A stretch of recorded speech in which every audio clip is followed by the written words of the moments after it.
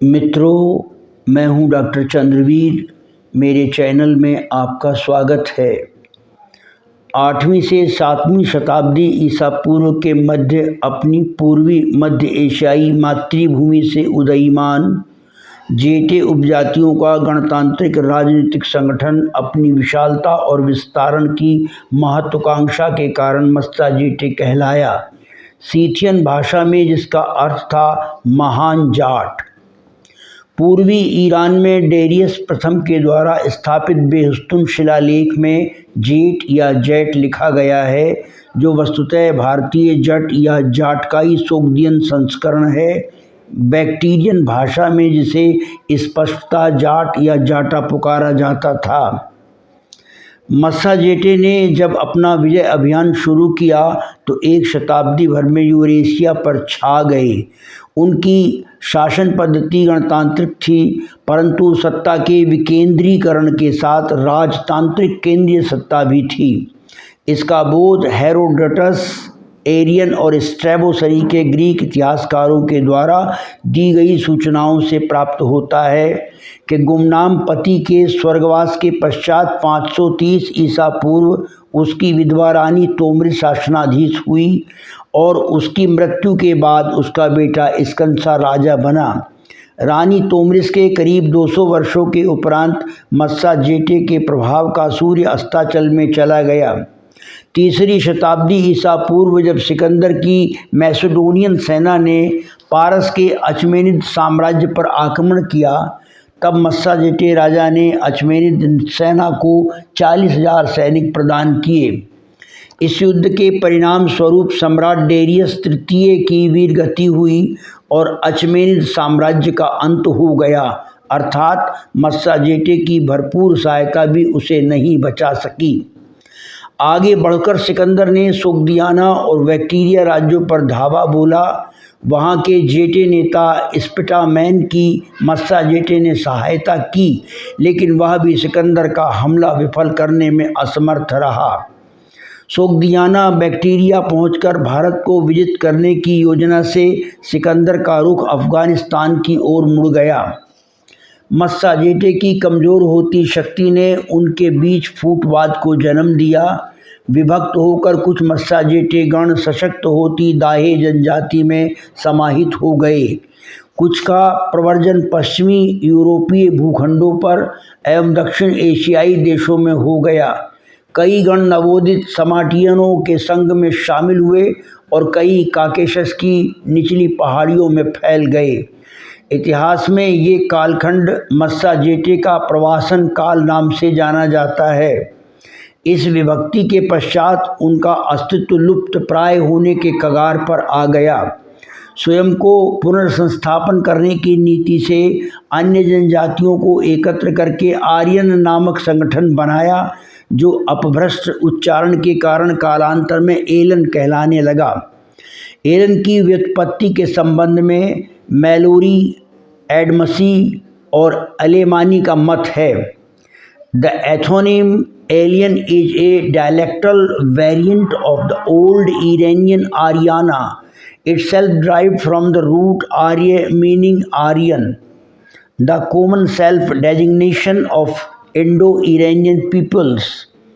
अर्थात एलन पुराने ईरानी शब्द आर्याना का एक द्वंद्वात्मक रूप है, जिसका अर्थ है आर्यन, जो इंडो ईरानी लोगों का सामान्य स्वपद नाम है।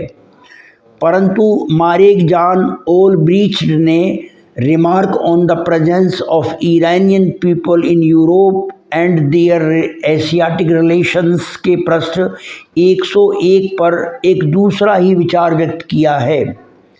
After their fall the remaining Massagetae joined their ancient fatherland Aryanum Bejaha for revival and named the new union Aryan, which is derived in the Jend Avesta। अर्थात अपने पतन के पश्चात शेष मस्सा जेटे ने पुनरुत्थान के लिए अपनी प्राचीन पितृभूमि आर्यनम बेजहा से जुड़कर नए संघ का नामकरण आर्यन किया, जिसका वर्णन जेंद अवेस्ता में है। आइए अब मस्साजेटे की जीवन शैली, धर्म, संस्कृति और यौधेय विशेषताओं का वर्णन करते हैं। हेरोडोटस का अध्ययन निष्कर्ष है the Massagetae were the patrons of the Iron Age culture, अर्थात मस्साजेटे लौह युग संस्कृति के पोषक थे, जबकि Deborah Levine Gera Warrior Women the Anonymous Tractatus De Mulieribus के पृष्ठ 187 पर उल्लेख करते हैं। Gold and bronze were plentiful where the Massagetae lived, but they did not use any iron और silver because these were not available in their country. अर्थात Massagetae जहाँ रहते थे वहाँ सोना और कांस्य प्रचुर मात्रा में थे, परंतु वे लोहे या चांदी का उपयोग नहीं करते थे क्योंकि ये उनके देश में उपलब्ध नहीं थे। ये दोनों विचार परस्पर विरोधी होने से वस्तु स्थिति स्पष्ट नहीं है, फिर भी हमें हेरोडोटस का विचार ही सत्य जान पड़ता है। इतिहासकारों की दृष्टि में मस्साजेटे शाकाहारी भी थे और मांसाहारी भी, परंतु रूडिगर स्मिथ उनके शाकाहारी होने का सबूत देते हैं।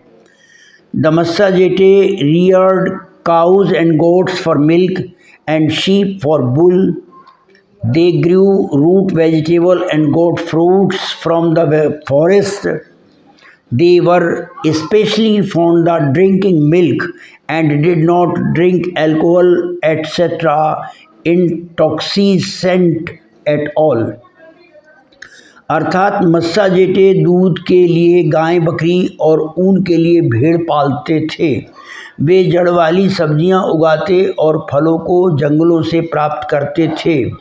वे विशेष रूप से दूध पीने के शौकीन थे तथा शराब आदि नशीली चीज़ें बिल्कुल नहीं पीते थे। पहनावे के नाम पर यूरेशिया के मस्साजेटे या महान जाट प्राचीन ईरानियनों की तरह घुटनों तक लंबाई वाले अंगरखे पहनते थे। अंगरखा भारतीय आर्य भी पहनते थे, मगर उनके अंगरखे जंघाओं तक ही लंबे होते थे और अधोवस्त्र के रूप में लांगदार धोती बांधते थे, जबकि मस्साजेटे लोग टांगों में संकीर्ण पतलून या चुस्त पायजामी पहनते थे। सर्दी से बचने के लिए वे लंबी आस्तीन वाला लवादा अंगरखे के ऊपर पहनते थे, जो काफ़ी कुछ यूरोपियनों के ओवरकोट जैसा था। भारतीयों और ईरानियों की तरह वे पगड़ी नहीं बांधते थे, बल्कि सिर पर ऊंची नुकीली टोपी पहनते थे। मस्साजेटे स्त्रियों का पहनावा तो बहुत कुछ भारतीय आर्यों की ही तरह का था, यानी वे भी कुर्ती और स्कर्ट पहनती थी, सिर पर ओढ़नी डाल लेती थी या कभी कभी बांध भी लेती थी। उनमें खूब आभूषण पहनने का प्रचलन था, किंतु ये ज्ञात नहीं है कि वे किस किस धातु के बने होते थे। जहाँ तक शादी विवाह के रीति रिवाज का प्रश्न है, तो हेरोडोटस और स्ट्रैबो के अनुसार मस्साजेटे एक पत्नी विवाह किया करते थे, जबकि उनके समकालीन यूरेशियन जनजातीय समाज में सभी भाइयों द्वारा एक ही पत्नी साझा करने की प्रथा थी, जिसे बहुपति विवाह कहा जाता था। वे इंडो यूरोपियन भाषा परिवार की पूर्वी ईरानी भाषा के उस लहजे या शैली में अभिव्यक्ति करते थे जिसे शक या सीचन भाषा का नाम दिया गया था। मस्साजेटे लोगों की धार्मिक मान्यताएं काफ़ी कुछ जैन अवेस्ता और ऋग्वेद वर्णित मान्यताओं से मेल खाती थीं, जैसे कि वे भी अपनी पद्धति से अग्निहोत्र करते थे, ईश्वर के प्रति आस्तिक थे और स्वास्तिक चिन्ह को पवित्र मानते थे। स्टेपी में उनकी आवास भूमियों के पुरातात्विक उत्खननों में स्वास्तिक के चिन्ह और महिलाओं द्वारा माथे पर लगाई जाने वाली बिंदियां पाई गई हैं। हेरोडोटस के वृत्तांतों के अनुसार मस्साजेटे पृथ्वी, सूर्य, अग्नि और जल को दिव्य या देवता मानते थे। वे सूर्य को मिथरा कहते थे, जो अवेस्ता के मिथर और संस्कृत के मिहिर का समुच्चारण था। वे सूर्य की आराधना करने के लिए प्रज्वलित अग्नि या यज्ञ में घोड़े की बलि दिया करते थे, जबकि भारतीय आर्य चक्रवर्त विजय कामना से अश्वमेध यज्ञ किया करते थे। मस्साजेटे धरती को माँ की संज्ञा देकर और जल देवी को एपी कहकर पूजते थे। अतएव सिद्ध होता है कि भारतीय और ईरानी आर्यों की भांति मस्साजेटे मध्य एशियाई आर्यों के वंशज थे। कृषि और पशुपालन के साथ साथ मस्साजेटे युद्धजीवी भी थे। इसी शास्त्र गुण के कारण उन्होंने यूरेशिया के एक वृहद भूखंड पर अपनी विजय का इतिहास रचा था। रूडिगर स्मिथ द्वारा एनसाइक्लोपीडिया इरानिका के मस्साजेटे शीर्षक के अंतर्गत दिए गए छिन्न विवरणों से ज्ञात होता है कि मस्साजेटे सेना में पदाति, अश्वारोही और रथी 3 प्रकार के सैनिक होते थे। भारतीयों से भिन्न उनके युद्ध रथ एक ही घोड़े से संचालित थे, जिसका कोई सारथी नहीं होता था, और महारथी युद्ध करने के साथ साथ रथ संचालन भी करता था। युद्ध में प्रयुक्त होने वाले उनके प्रमुख हथियार थे धनुष, भाला, तलवार और कुल्हाड़ी। इनमें तलवार और कुल्हाड़ी तो लोहे की बनी होती थी, परंतु तीरों और भालों की नोक तांबे से बनाई जाती थी। युद्ध में सैनिकों के अलावा घोड़ों को भी कवच पहनाए जाते थे। मस्साजेटे सैनिक रणनीति अथवा व्यूह रचना में निपुण थे तथा जीत हासिल करने में प्राणों की बाजी लगा देने से पीछे नहीं हटते थे। मस्साजेटों में संगठनात्मक क्षमता और भ्रातृत्व भाव के निर्वाह की योग्यता बहुत ही अद्भुत थी। वे अपनी समसामयिक अन्य जनजातियों की तुलना में उत्तरोत्तर प्रगतिशील और गणतंत्रवादी थे। ऐसे ही गुणधर्म की वजह से कई शताब्दियों तक उनकी अनवरत विजय पताका फहराती रही। तो इस तरह 4 वीडियोस के माध्यम से हमने मस्साजेटे के उद्भव, विकास और विलुप्ति के इतिहास का संक्षिप्त वर्णन किया है। इन बाकी के 3 वीडियोस के नाम डिस्क्रिप्शन में लिख दिए गए हैं। जिन्हें देखने की इच्छा हो वहां से देख सकते हैं। मित्रों, अगर आपको ये वीडियो अच्छा लगा हो तो इसे लाइक कीजिए, शेयर कीजिए और चैनल को सब्सक्राइब नहीं किया है तो सब्सक्राइब कीजिए। पूरा वीडियो देखने सुनने के लिए आपका आभार, धन्यवाद, नमस्ते।